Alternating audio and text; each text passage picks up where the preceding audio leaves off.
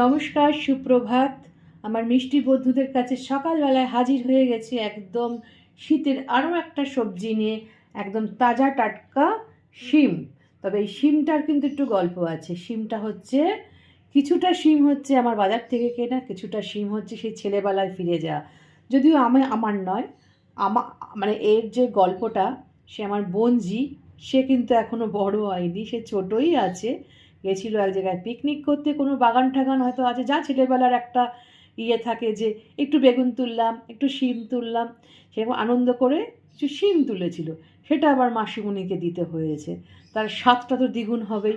বঞ্জির পিকনিকে গিয়ে বাগান থেকে শিম, আবার বাজারের শিম, দুটো মিলেমিশে একাকার। তো যাই হোক, তার স্বাদ তো অনবদ্য হবেই। আর কি বানাবো সেটা তো দেখতেই হবে। শিম, আর এখানে একটু টমেটো রেখেছি ফোড়নের জন্য, দেখো গোটা রসুন, শুকনো লঙ্কা আর কালো জিরে, আর এখানে ফাইন চপ করে রেখেছি পেঁয়াজ, আর রেখেছি কিছু গোটা রসুন। এবার এই দুভাগের রসুন কিভাবে ইউজ করব সেটা তো জানতে হলে দেখতে হবে তোমাদের পুরো ভিডিওটা, আর পরপর কি করব সেটাও জানতে হবে। আমি স্বাদে ভরপুর একদম একটা প্রিপারেশন। তো একটু গতানুগতিক জায়গা থেকে একটু সরে গিয়ে মিষ্টি দিদি একটু অন্যভাবে করার চেষ্টা করছে।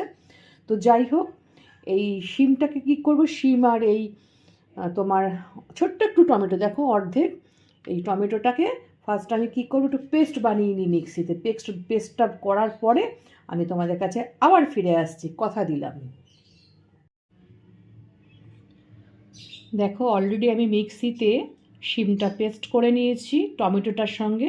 আর রসুনটা কিন্তু দেখো আমি ওর ভেতরে ফুল পেস্ট করিনি, রসুনটা আমি থেতো করে দিয়েছি। আর এদিকে এটা পেস্ট করতে করতে আমি কড়াইতে কিন্তু খুব ভালো করে 3টে শুকনো লঙ্কা মচমচে করে ভেজে নিয়েছি।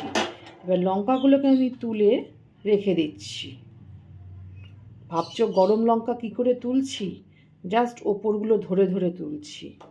আর ফুল রান্নাটা করব কিন্তু সর্ষের তেলে। কড়াইতে দেখো সুন্দর করে দিয়ে দিয়েছি সর্ষের তেল, আর এর মধ্যে দিয়ে দেব কালো জিরে ফোড়ন। কালো জিরে ফোড়নটা খুব সুন্দর করে ভাজা হবে, কিন্তু সুন্দর একটা গন্ধ বেরোবে। তখন কি করবে বলো তো, এখনও তো হয়নি এটা ভাজা, তা সুন্দর করে একটা গন্ধ বেরোয়।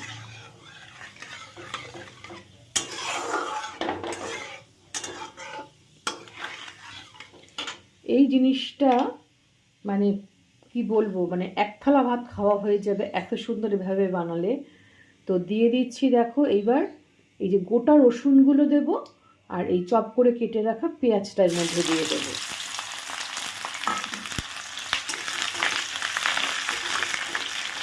এই কালো জিরের মধ্যে রসুনটা দিলে পরে এত অপূর্ব একটা গন্ধ আসে, তা সুন্দর করে আগে ভেজে নিই।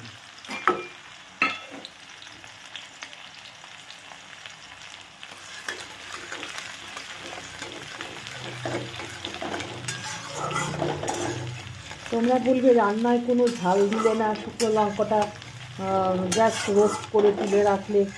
দেখতে থাকো, ঠিক তোমাদের দেখাবো আমি কখন দিচ্ছি, কি করছি। পেঁয়াজটা কিন্তু সুন্দর করে নরম করে ভাজা হবে। আর কিন্তু পেঁয়াজটা সুন্দর করে ভাজা হয়ে গেছে, পেঁয়াজ খুব সুন্দর নরমও হয়ে গেছে। এবার এর মধ্যে দিয়ে দিচ্ছি এই পেস্ট করে রাখা শিম আর থেতো করে রাখা রসুন, আর দেবো এর মধ্যে পরিমাণ মতো চিনি। রান্নাটা খুবই সহজ কিন্তু খেতে বড় মজাদার। আর দিয়ে দিচ্ছি নুন। লো ফ্লেমে করবে, ভাববে না যে আজ ফ্লেম বাড়িয়ে দিলে তাড়াতাড়ি হয়ে যাবে রান্নাটা, ওটা করলে কিন্তু রান্নার স্বাদ একদম জঘন্য হয়ে যাবে। লো ফ্লেমে এরকম করে ঘুরিয়ে ঘুরিয়ে করতে হবে। যে জিনিসটা না দিলে রান্নাটা অসম্পূর্ণ থেকে যাবে সেটা হচ্ছে হলুদ। দিয়ে দিলাম হলুদ, দিয়ে আবারও এটাকে নাড়তে থাকে। নাড়তে নাড়তে দেখবে একদম মন্ড মতো হয়ে যাবে তেল ছেড়ে। তার মাঝখানে কিন্তু তোমরা একটু চেক করে নেবে সব মেজারমেন্ট ঠিক আছে কিনা।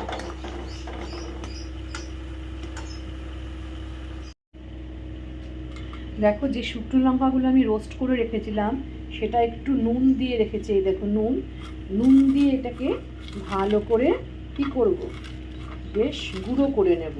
নুন দিয়ে যদি তুমি মানে শুকনো লঙ্কা মানে পোড়া শুকনো লঙ্কা যদি তুমি গুঁড়ো করো তাহলে খুব ভালো হয়। এবারে কি করব, আমি কিন্তু এর মধ্যে এই জিনিসটা ঝাল হিসাবে দেব। এইভাবে দিয়ে দেখবে তার স্বাদ কিন্তু অন্য মাত্রা নেবে। তো দিয়ে দিলাম শুকনো লঙ্কা একদম নুন দিয়ে গুঁড়ো করে রাখা। এইবার এটাকে টানাবো। এই প্রিপারেশনটা করব, আর ঝাল হবে না তা তো হয় না। এই প্রিপারেশনটাতে কিন্তু একটু ঝাল ঝাল মিষ্টি মিষ্টি নুন খেতে লাগে।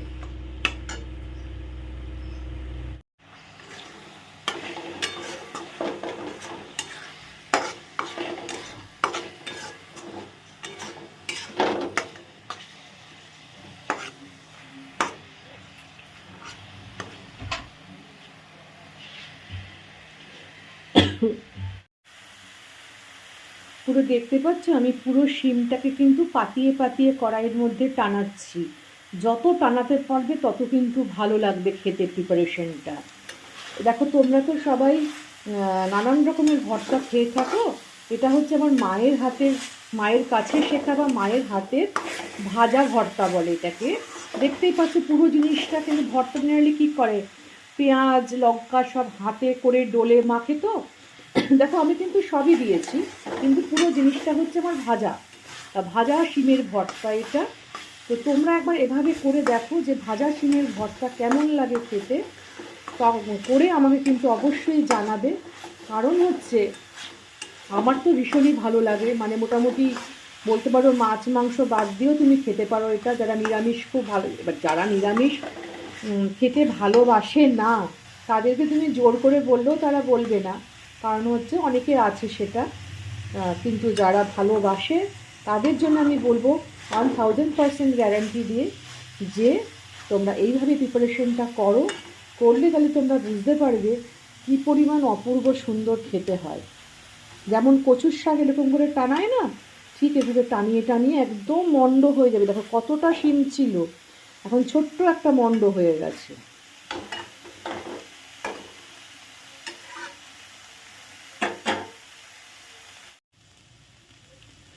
দেখো দেখতে পাচ্ছ পুরো কড়াইয়ের চারপাশে টানিয়ে টানিয়ে অল্প একটু হয়ে গেছে। আমার কিন্তু করতে দেখো বেশিক্ষণ কিন্তু লাগলো না, আমার কিন্তু ফুল প্রিপারেশনটা কমপ্লিট হয়ে গেছে। আর সব কিছু আমার নুন ঝাল মিষ্টি সব মেজারমেন্ট একদম পারফেক্ট আছে। কতটুকু মন্ড হয়ে গেছে, কতটা আমি টেস্ট করেছিলাম আর কতটুকু হয়ে গেছে। শীতকালে বলো এরকম বিভিন্ন রকম সবজি পেলে বেশ মজার রান্না করা যায়। আর তোমাদেরকে দেখাতেও আমার কিন্তু খুব ভালো লাগে। তোমরাও শেয়ার করবে তোমাদের রান্না, আমিও শেয়ার করব আমার প্রিপারেশন। আদান প্রদান হলে তবেই না ভালো লাগে বলো। ব্যাস এটা একটু নামিয়ে নিয়ে এবার।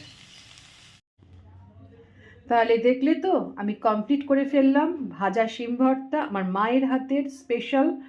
তো এই আগেকার দিনের মা জেঠিমা কাকিমাদের হাতের এইসব রান্নার কিন্তু কোনো বিকল্প হয় না। তাও চেষ্টা করি তাদের হাতের রান্নাকে একটু করার, হয়তো ওনাদের মতো হবে না, কোনো জিনিস পারবো না তাদের মতো করতে, তো চেষ্টা করি। যাই হোক তোমরা দেখে বলো কিন্তু যে আমার মায়ের হাতের রান্না এই ভাজা শিম ভর্তাটা কেমন লাগলো। ভালো লেগে থাকলে অবশ্যই কিন্তু তোমরা একটা লাইক শেয়ার কমেন্ট দিও আমার মায়ের জন্য স্পেশালি। ওকে, আর পাশে থাকা বেল আইকনটা আমার নতুন বন্ধুদের জন্য উদ্দেশ্যে বলা, তোমরা নতুন বছরে নতুনভাবে নতুন দিদির স্পেশাল রান্নাঘরে এসে তোমরা হাজির হয়ে মিষ্টি দিদির স্পেশাল রান্না তোমরা দেখতে থাকো আর কমেন্ট করতে থাকো অবশ্যই। আর তোমাদের প্রত্যেকের জন্য আমার অফুরন্ত ভালোবাসা, ছোট থেকে বড় প্রত্যেকের জন্য, আর বড়দেরকে তো অবশ্যই প্রণাম। আর তোমরা ভালো থেকো, সুস্থ থেকো, সাবধানে থেকো, নিরাপদে থেকো, এই বলে আজকের মতো তোমাদের কাছ থেকে বিদায় নিচ্ছে মিষ্টি দিদি। নতুন আর একটা সকালে নতুন কিছু না কিছু নিয়ে তোমাদের কাছে আমি আবার হাজির হব। তাহলে আজকের মতো বিদায় নিচ্ছি, টাটা।